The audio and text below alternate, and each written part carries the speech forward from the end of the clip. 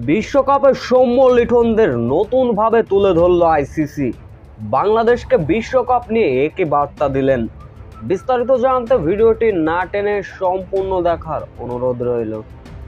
বিশ্বকাপ শুরুর আগে ইউএসের কাছে সিরিজ খুইয়েছে টাইগাররা, তবে ধারণা করে ফেলেছে ইতিমধ্যেই বাংলাদেশি কোটি ভক্তরা বিশ্বকাপের মঞ্চে কি করবে সাকিব মাহমুদুল্লাহরা।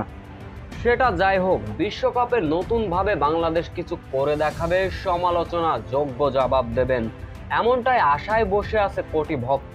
সেটাই যেন হয়, সেটাই যেন করে দেখায়। তবে বিশ্বকাপ শুরুর আগে বাংলাদেশকে নিয়ে নতুন এক বার্তা দিল আইসিসি, যেখানে দেখা যায় আইসিসির ভেরিফাই ফেসবুক পেজে বাংলাদেশের বিশ্বকাপের নতুন জার্সি পরিহিত কিছু ক্রিকেটারের ছবি প্রকাশ করেছেন। যেখানে দেখা যায় শেখ মেহেদী, লিটন কুমার দাস, সৌম্য সরকার, সাকিব আল হাসানের মতো ক্রিকেটারদের।